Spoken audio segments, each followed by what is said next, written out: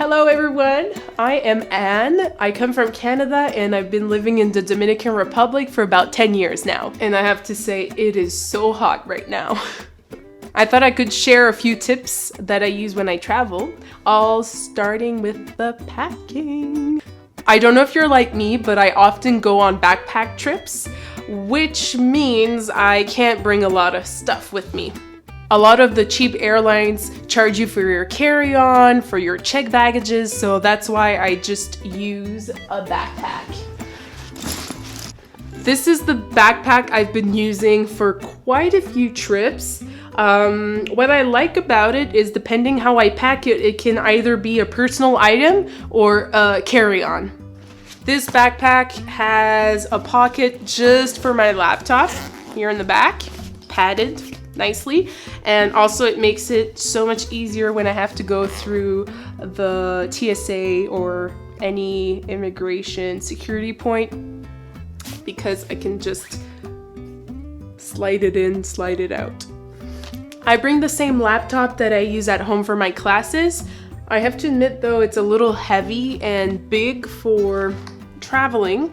I wish I had a lighter and smaller one, but it does the job. I have this whiteboard that I bought at a dollar store and it's magnetic, which is great because I made these, I used these little stickers with magnets in the back to use it as a reward system, but it is a little thick.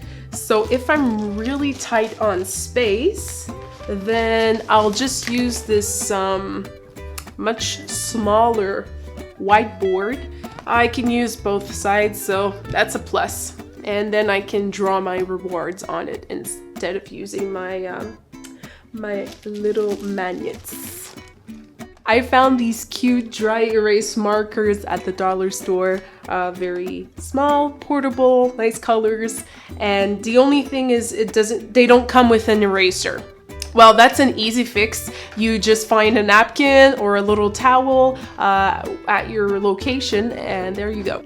Now for props, I don't bring many things because I don't have much space. I bring this little pig.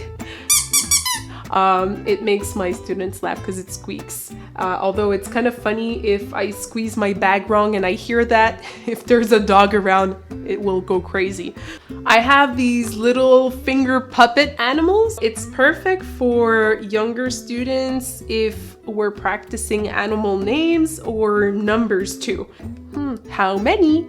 Oh no, how many? One thing that doesn't take too much space is this notebook. I've been slowly adding some drawings in it that are useful, like greetings, and then we can do peer-to-peer interaction. I've got a page just for colors too. How are you? With different options. I would say it's very travel friendly. I just slide it into my bag next to my laptop. Here we go. I don't have good earbuds, so I use this headset, very lightweight. Here is where they will rest. So I feel they have space and they're protected. Oh, how can I forget this? My computer needs power, of course.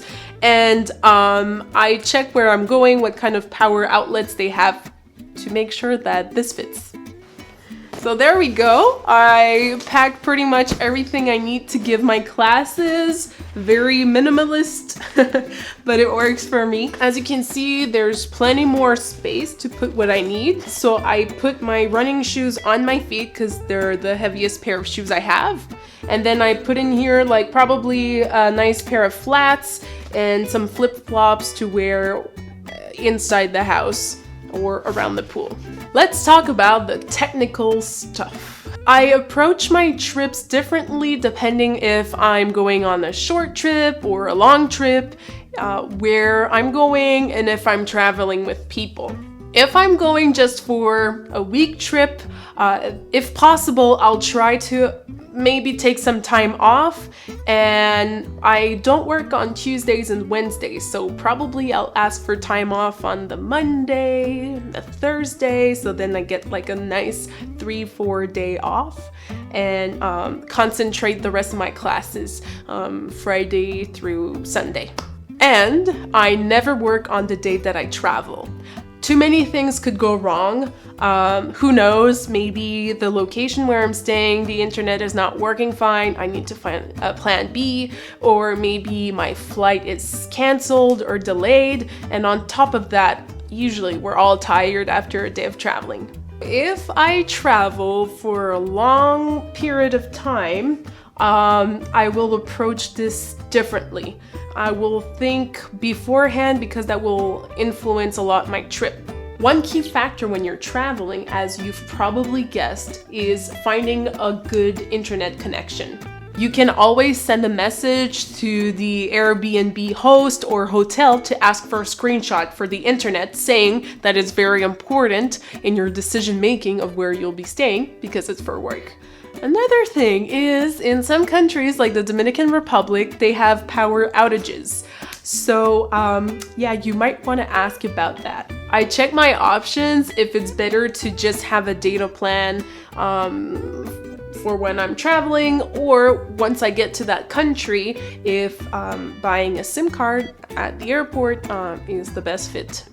If I am traveling with someone, I will look at what kind of accommodation we can find. Hopefully a separate bedroom, leave my travel partner in peace and quiet. First thing I do when I get to my destination is find a good spot where I'm staying to give my classes, like a nice plain background or something that has like a nice picture in the back. And I check the internet. I test on my computer what we can see in the frame. I test my audio, all of that. I test the lighting, so then I know when I'm giving my class, everything's going to be fine. If you have your own traveling tips, I would love to hear about them. Just comment down below. Thank you. Happy traveling!